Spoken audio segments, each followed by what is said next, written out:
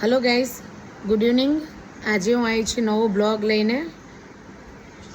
आज ब्लॉगनी अंदर एवं है कि આપણે અમુક સંસ્થાઓ જે એવી ચાલે છે કે જે ખાલી મોટી મોટી વાતો કરે છે, અમે આમ કરીએ છીએ, અમે તેમ કરીએ છીએ, પણ જ્યારે તમે એના પર્સનલ ટચમાં જાઓ છો ને ત્યારે તમને ખબર પડે છે, એની ગહેરાઈમાં જાઓ છો ત્યારે તમને ખબર પડે છે કે આ વસ્તુ શું છે એમ.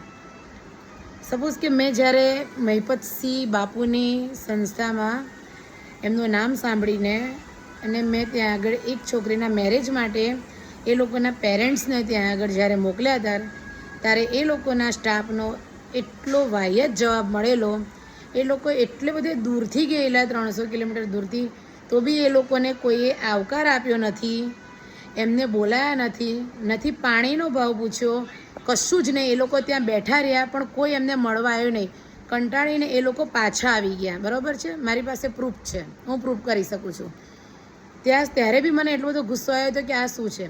બીજી વખત જ્યારે મને કડવો અનુભવ થયો, બોલીશ ને વચમાં, ત્યારે બી મને એવો કડવો અનુભવ આજે ફરી થયો છે કે એક છોકરો ગરીબ છે, ખૂબ ગરીબ છે, મા બાપ વગરનો છોકરો છે, એની મમ્મી છે, પપ્પા નથી, એક્સપાયર થઈ ગયેલા છે. છોકરાને ભણવું છે, એનું સપનું છે કે હું ભણીને કંઈક આગળ આવું છું. જ્યારે અમે ફરવા ગયા ગીરના જંગલમાં ત્યારે રિસોર્ટમાં એ છોકરો વેટર તરીકે હતો. ત્યારે એને હું જ્યારે ટિપ્સ આપવા ગઈ ત્યારે એણે મને કીધું કે મને ટિપ્સ નહીં જોઈતી, મારે ભણવું છે, પ્લીઝ મને ભણાવો. બીજે દિવસે ત્યારે મેં એનો નંબર લીધો. 4-5 દિવસ નીકળી ગયા, મેં એને કોઈ સામે કોલ કર્યો નહીં, કારણ કે હું એને શોધમાં હતી કે ક્યાંક એનું સારી જગ્યાએ થઈ જાય તો પછી એને હું બોલાવું. પછી મેં એક દિવસ એને ફોન કર્યો 2 દિવસ પહેલાં, તો એ છોકરો સુરત જતો હતો. એને કોઈ કીધું છે કે તું અહીંયા આવી જા, હું તને ત્યાં ભણાવીશ એમ. પણ વસ્તુ એ બની કે મેં એને કીધું કે તું એવી જગ્યાએ ના જઈશ, અત્યારે બહુ સ્કેમ થાય છે. કોઈ બી માણસ તને સારું મળ્યું, ખરાબ મળ્યું, તારો ઉપયોગ કરશે. તું બહુ નાનો છે, હજુ 17 વર્ષનો છે, પણ એને ભણવું છે, મમ્મીની કેપેસિટી નથી ભણાવે એવી, એટલે એની જાતે એના ડોક્યુમેન્ટ્સ લઈને નીકળી ગયેલો ઘરેથી કે કોઈ બી મને એમ કહેશે ને હું તને ભણાવીશ તો એની સાથે હું રહી જઈશ એમ. એટલે પછી મેં એને ત્યાંથી પાછો વાળ્યો અને આણંદ અત્યારે રાખ્યો. હવે અત્યારે એના માટે હું હોસ્ટેલ ગોતું છું, બરાબર છે. તો મેં એને મહિપતસિંહની હોસ્ટેલ અત્યારે બને છે ત્યાં મેં એને ફોન કર્યો.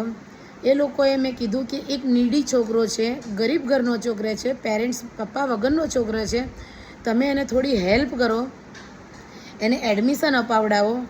તરત જ એમના સ્ટાફે કીધું અત્યારે ફોન નહીં કરો ને, એડમિશન ફૂલ છે એમ કરીને મારી વાત ના સાંભળી, ફોન કટ કરી દીધો. મને સામે એક્સપ્લેન કરવાનો કે વાતને મારી વાત રાખવાનો બી એ લોકોએ મને કોઈ સમય બી નહીં આપ્યો ને ફટ દઈને ફોન કટ કરી નાખ્યો. પહેલાં બી મારી સાથે આવું થયું છે.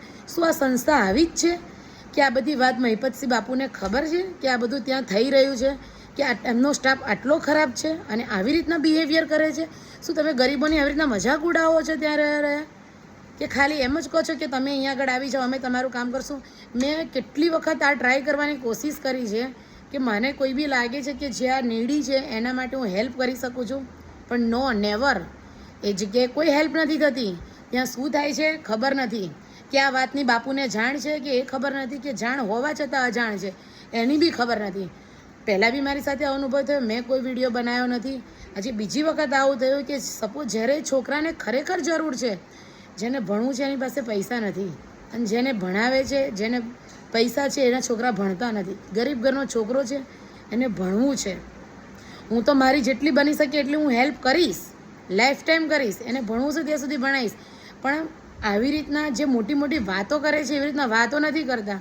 આ લોકો વાતો કરે છે કે અમે આમ કરીએ છીએ, તેમ કરીએ છીએ, અંદર કાને શું ચાલે છે મને કોઈ ખબર નથી કે આ બાપુને જાણ છે કે નહીં. હું બધા પ્રશ્નનો જવાબ આપવા માટે હું ત્યાં આગળ રેડી છું કે આટલો અનુભવ તમારી સંસ્થામાં મને થયો છે તો કેટલાને થશે? બરાબર છે. જય માતાજી, જય અંબે. તમને શું લાગે છે મને કહેજો.